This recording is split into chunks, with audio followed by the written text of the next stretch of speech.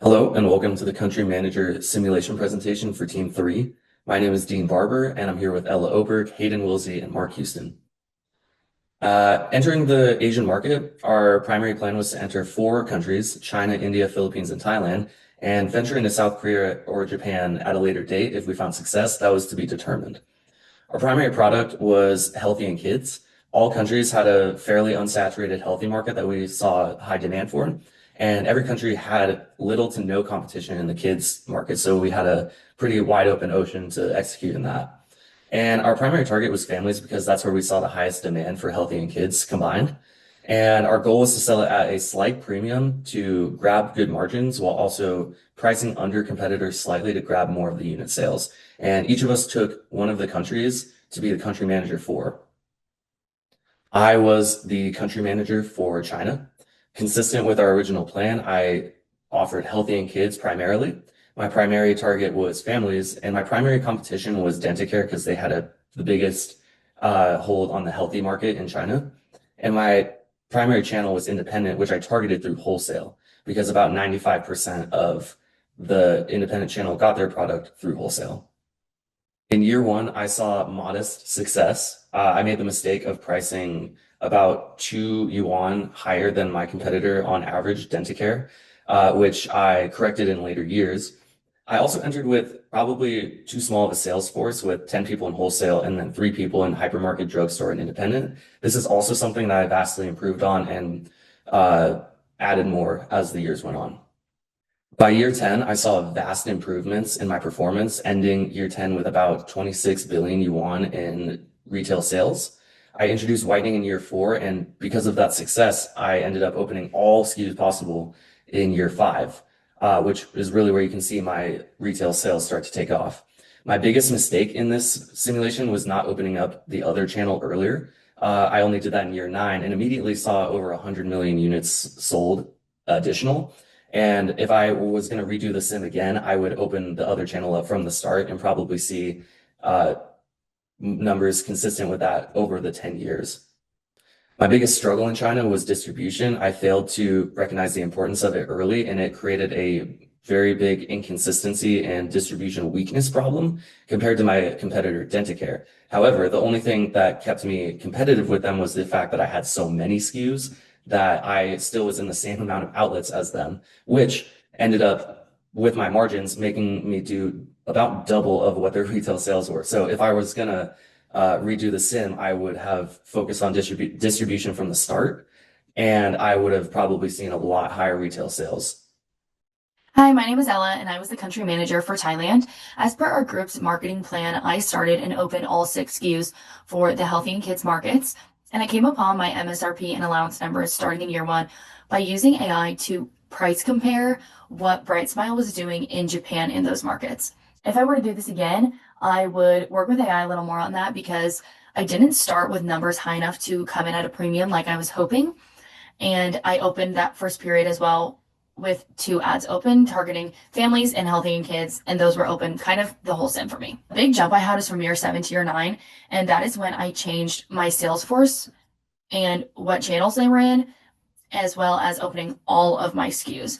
I did find my pricing for new SKUs by comparing the SKUs I already had open for that type of toothpaste to the new types, pump, gel, any of the others in those sizes, and knew that I wanted those to be higher priced than the original SKUs I had open. So I just worked with my own numbers as well as having AI assist me with that as well.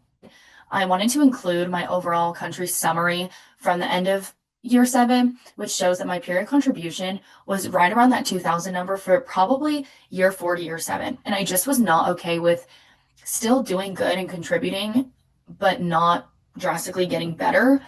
And so when I opened all my SKUs, my period contribution jumped almost double, if not more, and continued all the way through year 10. I wanted to touch on my decision to use AI and how I use it to help me, not so much help me find my numbers, but help me conceptualize and analyze what was going on in the sim to further make my decisions. I conversed very casually with AI while providing it data if needed, but I really just used it, as you can see on the picture on the right, to just go through and talk about what could I do, what's going to happen if I do this, and kind of just use it in that forecasting way. For India, we focused on families through healthy and kids segments. Since over 50% shop at independent retailers, we prioritize that channel with competitors priced much lower. We chose a premium positioning to reflect higher quality, especially with our cost structure tied to our Philippine plant. Initially, our strategy worked well. Sales increased across channels, and we reached about 36% gross margin in year 3. However, in year 4, we dropped to around 32%. This was mainly due to rising costs like tariffs and freights that we didn't take account of, along with a higher mix of larger SKUs, which already have lower gross margins. This showed that while we're growing, we weren't managing profitability as effectively. After seeing margins drop to around 32% in year 4, we adjusted our strategy by expanding our SKUs, including new formats like pump, gel, and also expanding into whitening. This allowed us to capture more demand and improve our product mix. As shown in the graph, this led to a recovery in gross margin by reaching about 40% by year 10, while also increasing overall contribution. The biggest takeaways was growth alone isn't enough. You have to balance it with profitability. SKU mix played a big role in our margins. We also used AI by uploading simulation data like screenshots of pricing, competitors, and SKU performance, which help us quickly identify patterns and make better decisions. Overall, it made our strategy more data-driven and more efficient. I will now explain my thought process behind all the decisions I made as the country manager for the Philippines. For the Philippines, I entered targeting the kids and the healthy segments across all sizes. It was a low competition, high demand market with strong growth potential. And my primary target was families. I also focused on the independent channel, trying to reach it primarily through wholesale.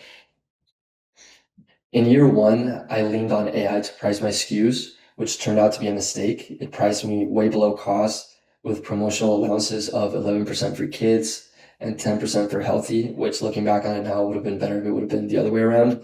I also ran 2 ad campaigns, but my budgets were too low to even make an impact.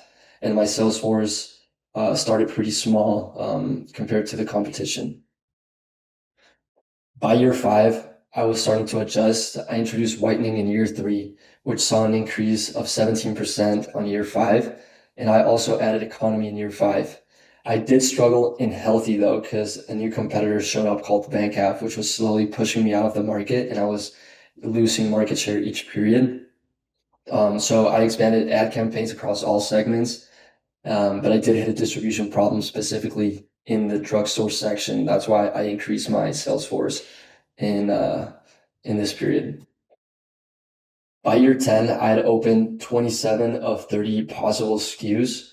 Economy was up 12%, whitening up 22%, healthy up 1.5%, but I started regaining the market share that I had lost, so that was good.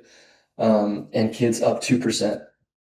I actually cut the kids and whitening campaigns entirely and saw a very minimal drop in sales. And I also opened the other channel in period 7, and it doubled my coverage there, and it helped me increase my unit sales. Looking back, there's 3 things I'd change. First, I wouldn't trust AI for the pricing. It set me below cost, and I spent years recovering. Second, I'd invest in marketing much earlier instead of underfunding those first campaigns. And third, I'd open as many SKUs across all segments as possible, because when there's no established competitor in the market yet, distribution is way easier to lock down early rather than fighting for it later on. In conclusion, we were very successful in the Asian market. We saw steady improvements year over year with no crazy dips or blunders. In year 10, we ended up doubling the manufacturer sales of the next highest performing international firm, which was Caremore, which is this green line right here. And we had great team cooperation, and our teamwork really shined, and I think it shows in our performance in the sim. So thank you so much for watching, and have a great day.